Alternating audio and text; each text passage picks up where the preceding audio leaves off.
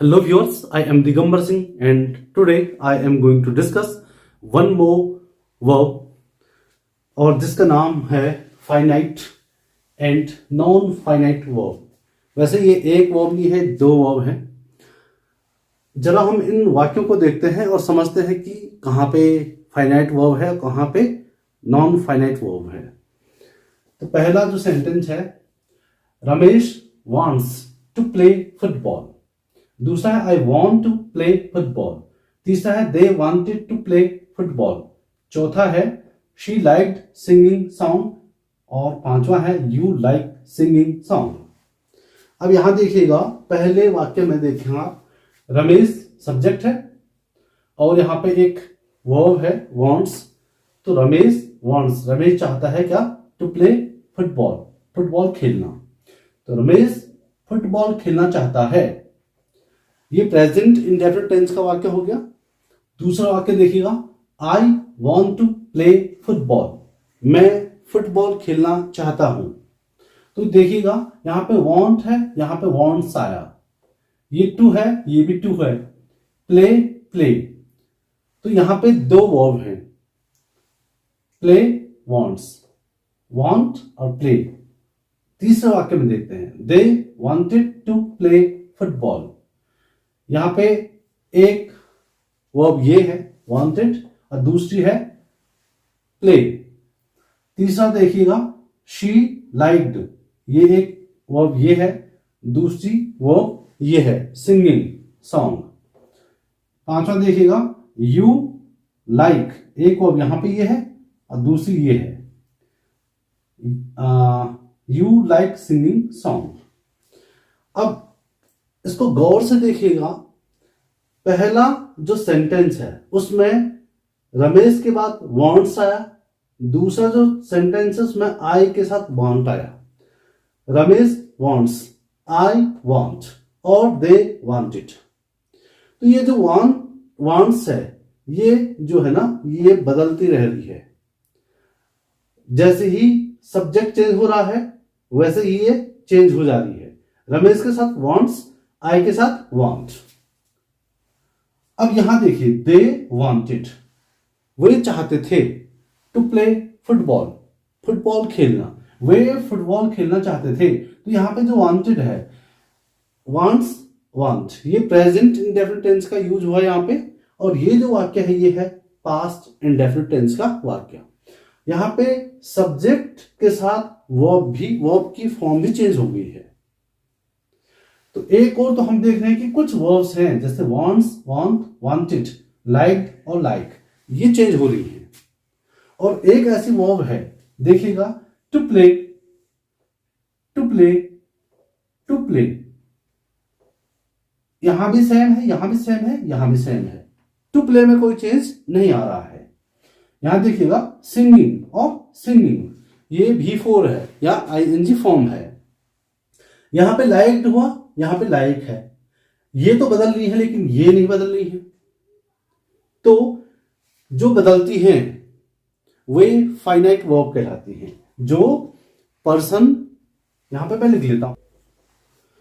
तो व्यूअर्स यहां देखिएगा, फाइनाइट जो वर्ब होंगी वो क्या होंगी, जैसे ही पर्सन चेंज होगा और टेंस चेंज होगा तो इसकी फॉर्म में चेंज आ जाएगा, इसकी फॉर्म चेंज हो जाएगी। जैसे यहां पे हो रही है, वांट्स, सब्जेक्ट रमेश है तो इसमें वांट्स है और आई हो गया तो वांट आया।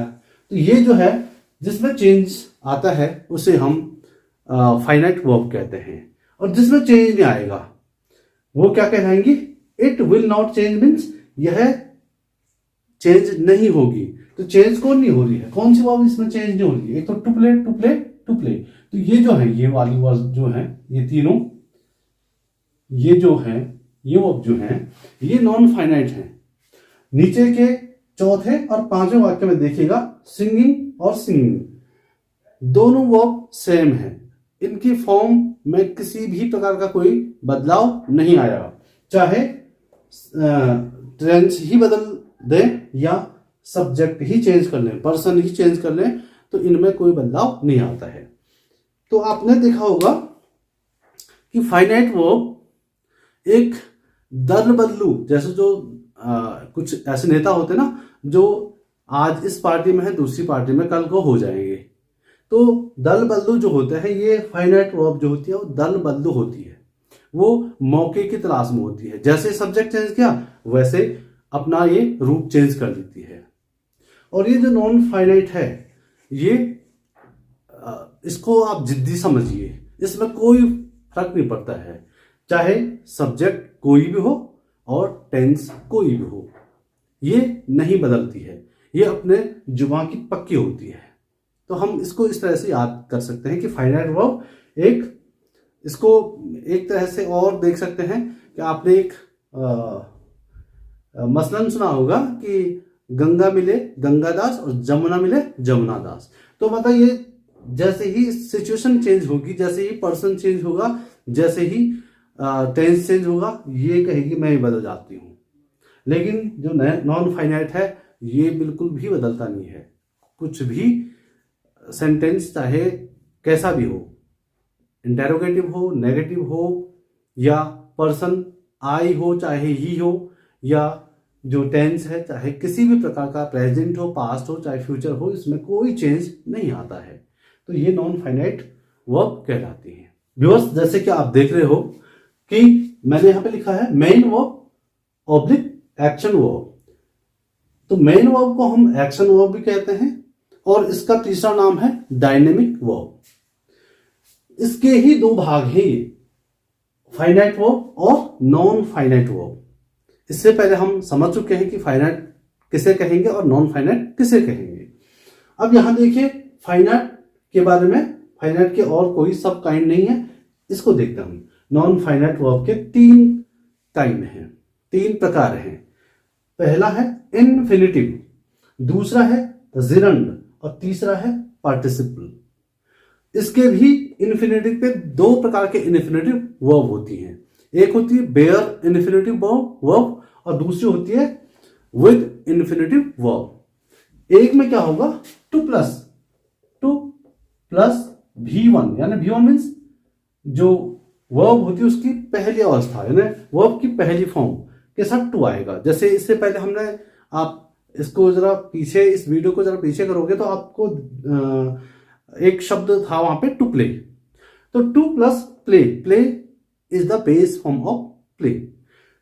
तो इसको बोलेंगे हम विद इन्फिनिटिव वर्ब। और जहां पे कुछ ऐसी वर्ब होंगी जहां पे जिसके साथ हम टू का प्रयोग नहीं करेंगे, उन्हें हम बेयर इन्फिनिटिव वर्ब कहते हैं। यहां पे मैं डिटेल में इसलिए नहीं बता रहा हूं आपको, इस पे मैं अलग से वीडियो लेकर आऊंगा, इन तीनों पे, इन्फिनिटिव, जिरंड और पार्टिसिपल पे। लेकिन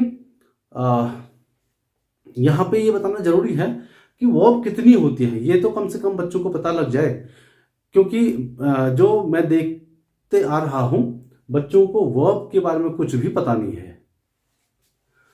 तो देखिएगा, दूसरा है जिरंड। जिरंड की कोई और सब, उसके सब टाइप नहीं होते हैं।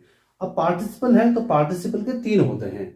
एक होता प्रेजेंट पार्टिसिपल, दूसरा होता पास्ट पार्टिसिपल और तीसरा होता परफेक्ट पार्टिसिपल। व्यूअर्स, मैंने यहां पे लिखा है इन्फिनिटिव, फिर ये जिरंड और ये पार्टिसिपल, ये नॉन फाइनाइट के 3 सब टाइप हैं। तो पहले इन्फिनिटिव के 2 हम एग्जांपल देखते हैं। यहां देखिए, I want to go there, she wants to go there. यहां पे वॉन्ट जो है आई के साथ है, यहां पे शी के साथ ही बदल गया। तो जो बदलने वाला होता है उसे हम फाइनाइट कहते हैं। क्योंकि हम नॉन फाइनाइट वर्ब पढ़ रहे हैं, उसमें भी हम इन्फिनिटिव पढ़ रहे हैं। तो ये देखिए, टू गो और टू गो, इसमें कोई चेंज नहीं हुआ है।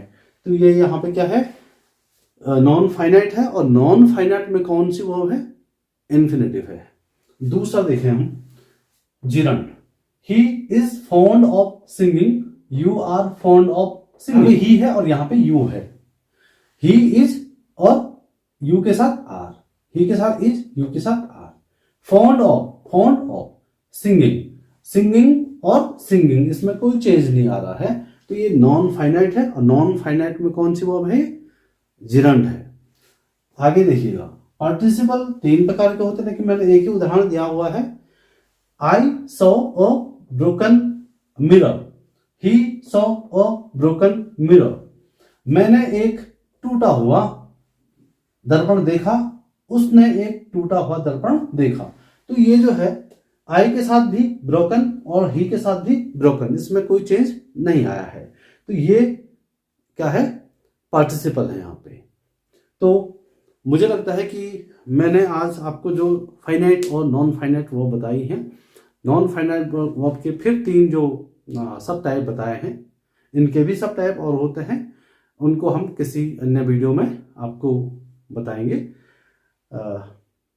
Well friends, I hope you must have understood this verb very well. If not, you can write comment in the comment box so that I can make one another video on this very topic. Thanks for watching this video.